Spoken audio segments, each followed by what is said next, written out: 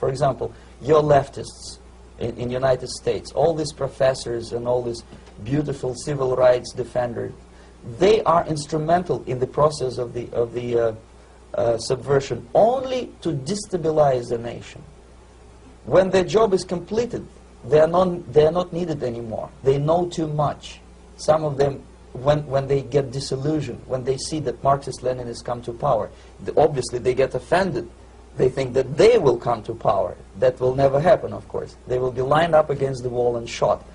But they may turn into the most bitter enemies of Marxist-Leninists when they come to power. And that's what happened in Nicaragua. You remember most of these former Marxist-Leninists were either put to prison or one of them split, and now he's working against Sandinistas.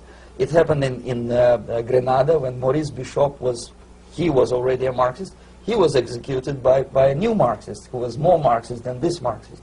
Same happened in Afghanistan when first there was Taraki, he was killed by Amin, then Amin was killed by Babrak Karmal with the help of KGB.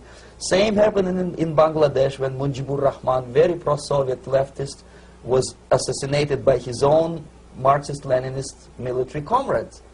It's the same pattern everywhere. The moment they serve their purpose, all the useful idiots are either be executed entirely, all the idealistically minded Marxists, or exiled or put in prisons, like in Cuba. Many former Marxists are in Cuba, in prison. So most of the Indians who were cooperating with the Soviets, especially with our Department of Information of the USSR Embassy, were listed for execution. And when I discovered that fact, of course I was sick. I was mentally and physically sick. I thought that I'm going to explode one day during the briefing at the ambassador's office. I would stand up and say something that we are basically a bunch of murderers. That's what we are. It has nothing to do with friendship and understanding between the nation and blah, blah, blah.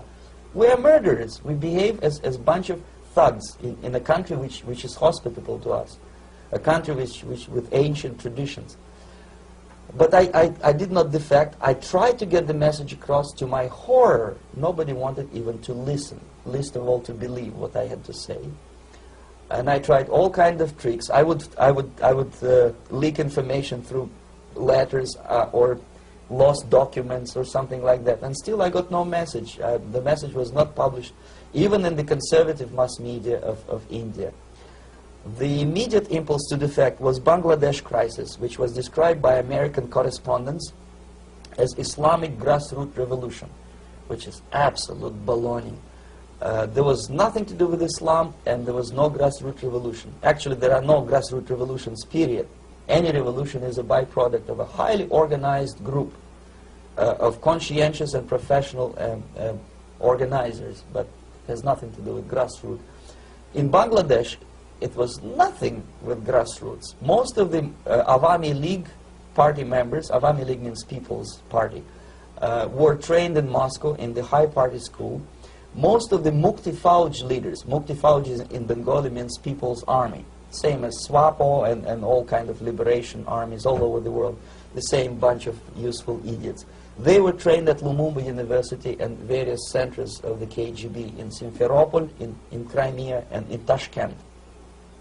So when I saw that Indian territory is being used as a jumping board to destroy East Pakistan, I saw myself thousands of so-called students traveling through India to East Pakistan, through the territory of India, and Indian government pretended not to see what's going on. They knew perfectly well, the Indian police knew it, the intelligence department of the Indian government knew it, the KGB of course knew it, and the CIA knew it. That was most infuriating, because when I defected and I explained to the CIA debriefers they should watch out because East Pakistan is going to erupt any moment, they said I was reading too many James Bond novels. Anyway, so East Pakistan was doomed. One of my colleagues in the Soviet consulate in Calcutta, when he was dead drunk, he ventured into the basement to relieve himself, and he found big boxes which said printed matter to Dhaka University. Dhaka is the capital of East Pakistan. And since he was drunk and curious, he opened one of the boxes and he discovered not printed matter. He discovered Kalashnikov guns and ammunition in there. Anyway, it's a long story. When I saw the preparations for the invasion into East Pakistan, obviously I wanted to defect immediately. The only thing I couldn't at that time make up my mind when and where and how. One of the reasons, of course, you see, I was in love with India. I mentioned it before. I spoke the languages. I socialized with people. And I understood that I had to act fast unless I want this beautiful country to be permanently and irreparably damaged by our presence. One of the reasons not to defect was, as you can see, I was living in relative affluence. Who the hell in the normal mind would defect and do what? To be abused by your media, to be called McCarthyist and fascist and paranoid, or to drive a taxi in New York City? What for? What the hell for should I defect? To be abused by Americans, to be insulted in exchange for my effort to bring the truthful information about impending danger of subversion. As you can see, I was living in quite a comfortable conditions next to swimming pool, where Indians were not allowed, by the way. I was highly paid expert in propaganda. I had my family. I was respected by my nation. My career was cloudless. The third reason, how to defect with the family.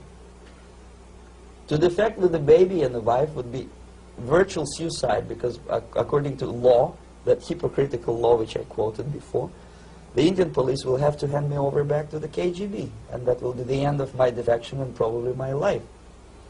Again, I cannot smuggle my wife because she was not quite sure what I was doing.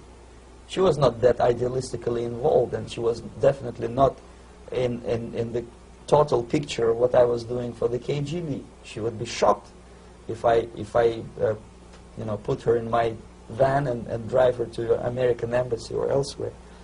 That would be a greatest danger. So again, I had to defect in such a way that my defection would look as simple disappearance. And there were many cases like that when the Soviet agents simply disappeared, either killed in action or, thanks to their curiosity and their close contacts with radicals, some of them were killed by the Marxists, by the way.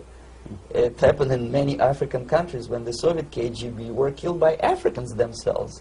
Not because they hated Marxism-Leninism, but because they were simply trigger-happy bunch of unruly characters. If you give them a machine gun, they will shoot. And some of the Soviets obviously were not careful enough to protect themselves, and they got into embarrassing situations when they were shot at the crossfire between factions of so-called liberation movements. Anyway, so I decided, as I said, to study the counterculture. I decided this probably would be the best way to disappear. I socialized with characters like this. On the left, you see, he's a barefoot American hippie. It took me quite a long time to study exactly what they were doing and how to mix with them. But eventually I did it. Most of Indian newspapers carried my picture and promise of 2,000 rupees for information about my whereabouts.